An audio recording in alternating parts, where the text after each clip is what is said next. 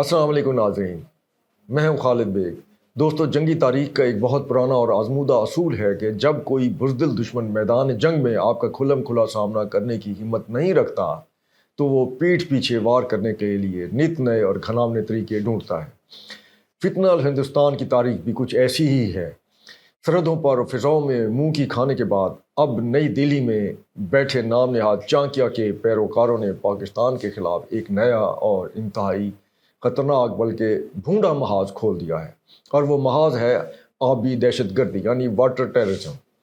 ناظرین، پچھلے کچھ عرصے سے انڈین اسٹیبلشمنٹ ایک خطرناک کھیل کھیل رہی ہے، اور انہوں نے 1960 کے سنتاس معاہدے کو یک طرفہ طور پر معطل اس انداز سے بھونٹے اور غیر قانونی طریقے سے کیا ہے، اور اس کا اعلان کرتے ہوئے یہ بھی نہیں سوچا کہ یہ غیر قانونی ہے۔ اسلام آباد میں ہونے والے ایک انتہائی اہم سیمینار میں پاکستان کے انڈر واٹر کمیشن سید مختار مہر علی شاہ اور وفاقی وزیر اطلاعات نے انڈیا کے ان بزدلانہ ہتھ کنڈوں کو جو چارج شیٹ دنیا کے سامنے پیش کی ہے، اس نے نئی دہلی کے چہروں پر ہوائیاں اڑا دی ہیں۔ آج ہونے والے اس اجلاس میں اہم اعداد شمار بین الاقوامی قانون کی روشنی میں انڈیا کی اس ہائیڈرو ہیجمنی کا پوسٹ مارٹم ہم کریں گے۔ ناظرین، سب سے پہلے گراؤنڈ ریئلٹی کو سمجھیں۔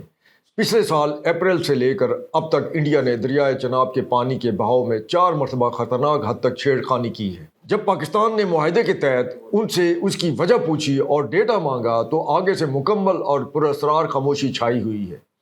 پاکستان کے انڈس واٹر کمشنر نے واضح کر دیا ہے کہ دریائے چناب کے بہاؤ میں یہ اتار چڑھاؤ کوئی تکنیکی خرابی نہیں ہے، بلکہ یہ ایک سوچی سمجھی اسٹریٹجک ہیزرڈ یا سازش ہے۔ انڈیا جان بوجھ کر مرالہ بیراج پر اپنے نچلے درجے کے آؤٹ لیٹس کھولتا ہے تاکہ وہ اپنی مرضی سے پانی کے ذخائر کو خالی کرے اور پھر بھرے، جس کا واحد مقصد پاکستان کے زرعی اور آبپاشی نظام کو تباہ کرنا ہے۔ کیا آپ جانتے ہیں کہ مئی 2022 کے بعد سے انڈیا کے کمیشن نے کوئی میٹنگ نہیں بلائی؟ اگست 2023 کے بعد سے پانی کے بہاؤ کا کوئی ماہانہ ڈیٹا پاکستان کے ساتھ شیئر نہیں کیا گیا۔ انڈیا کو لگتا ہے کہ اس ڈیٹا سے بلیک آؤٹ کر کے وہ پاکستان کو دباؤ میں لے آئے گا، لیکن انڈس واٹر کمشنر نے 2 ٹوک الفاظ میں دنیا کو بتا دیا ہے کہ پانی کا ڈیٹا شیئر کرنا کوئی سفارتی احسان نہیں ہے، بلکہ یہ ایک آپریشنل ضرورت ہے، اور اس کے بغیر پیدا ہونے والے کنفیوژن ایک سیدھے سادے معاہدے کو ایک بڑے سیکیورٹی کرائسس اور جنگ کی طرف دھکیل سکتے ہیں۔ ناظرین، انڈیا کی چوری اور سینہ زوری کا عالم یہ ہے کہ وہ ایک طرف دریائے چناب اور بیاس کو جوڑنے کے غیر قانونی منصوبے پر کام کر رہا ہے، جس کے ذریعے وہ 1.9 ملین ایکڑ فٹ پانی کا رخ موڑنا چاہتا ہے، لیکن جب پاکستان اس چوری کے خلاف دی ہیگ میں عالمی عدالت سے رجوع کرتا ہے تو انڈیا وہاں سے دب دبا کر بھاگ جاتا ہے۔ انڈیا نے عدالت کا بائیکاٹ کر دیا، یہ سوچ کر کہ شاید اس طرح کارروائی رک جائے گی، لیکن عالمی عدالت نے 2025 میں اور مئی 2026 میں جو 2 فیصلے سنائے، ایوارڈ دیے، تاریخی فیصلے، اس فیصلوں نے انڈیا کے اوپر قانونی تماچا رسید کیا ہے۔ عدالت نے واضح کر دیا کہ انڈیا کی غیر حاضری سے قانون اندھا نہیں ہو جاتا، معاہدہ معطل نہیں ہو سکتا، اور مغربی دریاؤں کا پانی ہر صورت پاکستان کی طرف بہنے دیا جائے۔ یہ صرف پاکستان کا موقف نہیں ہے، بلکہ یہ قانون بول رہا ہے۔ دوستو، سنتاس معاہدہ کوئی معمولی کاغذ کا ٹکڑا نہیں ہے، یہ پاکستان کی قومی سلامتی کا معاملہ ہے۔ جب پاکستان کی 24 سے 25 کروڑ عوام کی زندگی، 80% قابل کاشت اراضی اور ملکی معیشت کا 1/4 حصہ اس پانی سے جڑا ہو تو پانی میں ہونے والی کوئی بھی ہیرا پھیری سیدھی ہمارے بقا پر حملہ آور تصور کی جائے گی۔ وفاقی وزیر اطلاعات عطا اللہ تارڑ نے بالکل درست اور سخت الفاظ میں آج سیمینار میں دنیا کو متنبہ کیا ہے کہ انڈس صرف ایک دریا نہیں، یہ 25 کروڑ پاکستانیوں کی لائف لائن ہے۔ ہم نے ایک عالمی معاہدے کے تحت مشرقی دریا کو انڈیا کو دیے تھے تاکہ مغربی دریاؤں پر ہمارا حق محفوظ رہے۔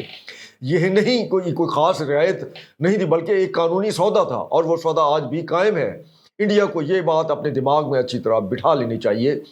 کہ پانی کو ہتھیار کے طور پر اس کی استعمال کرنے کی اس کی جو ہر سازش ہے وہ ناکام ہوگی۔ پانی اپنا راستہ خود بناتا ہے۔ اگر انڈیا نے یک طرفہ طور پر کوئی بھی مہم جوئی کرنے کی کوشش کی، ڈیٹا چھپایا یا ہمارے حصے کا پانی ایک قطرہ بھی روکنے کی کوشش کی، تو پاکستان اس کا وہ جواب دے گا کہ یہ آبی دہشت گردی فتنہ اور ہندوستان کے گلے کی ہڈی بن جائے گی۔ ریاست پاکستان اپنے حصے کے پانی کے ایک ایک قطرے کی حفاظت کرنا جانتی ہے، اور اپنے حق کے لیے ہم کسی بلیک میلنگ یا دباؤ کو ہرگز قبول نہیں کریں گے۔ اور یہاں ایک اور حقیقت بھی اب قارئین ناظرین آپ کے سامنے میں رکھتا ہوں کہ اب گزشتہ ایک ہفتے سے نریندر مودی اور اس کے جو ہماری ہیں وہ درپردہ پاکستان کے ساتھ رابطے کی کوشش میں ہیں، اور وہ یہ چاہتے ہیں کہ ہاں وہ انڈس واٹر ٹریٹی جو ہے اس کو بحال کر دیتا ہے یا اس کی چھیڑخانی جو ہے وہ ختم کر دیتا ہے۔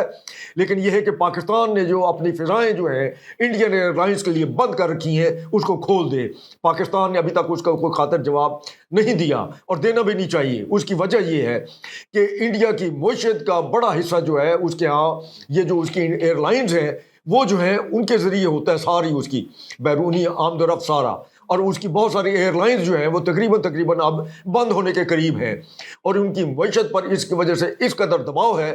کہ شاید وہ انڈس ٹریٹی کے اوپر جو ہے جو اس نے اپنی چھیڑخانی کرنے کی کوشش کی ہے یا ہمارے پانی روکنے کی کوشش کی ہے، کہ ایک وقت آئے گا جب وہ گھٹنوں پر گر کر پاکستان کی منتیں کرے گا کہ وہ اپنے فضائی روٹس جو ہے پاکستان ان کی ایئر لائنز کے لیے کھول دے۔ اور یہی وقت ہے کہ اب پاکستان کو صرف انڈس واٹر ٹریٹی ہی کے حوالے سے نہیں بلکہ کشمیر کے ساتھ جو اصل تنازع ہے وہ ہے مقبوضہ کشمیر، اس کو بھی اسی کے ساتھ جوڑے، اور باقاعدہ جس وقت انڈیا بات کرے کہ ہم یہ انڈس واٹر ٹریٹی بحال کرتے ہیں، بھائی وہ تو آپ بند ہی نہیں کر سکتے، وہ آپ کا باپ بھی بند نہیں کر سکتا۔ اگر آپ نے بات کرنی ہے تو پھر مقبوضہ کشمیر کے ایشو پر بات کریں۔ ہاں آپ نے اگر آپ چاہتے ہیں کہ پاکستان جو ہے اپنی فضا جو ہے انڈیا ایئر لائنس کے لیے کھولے تو پھر بیٹھے بات کریں اور مقبوضہ کشمیر کا مسئلہ بھی حل کرنے کی طرف آئیں۔ اللہ حافظ۔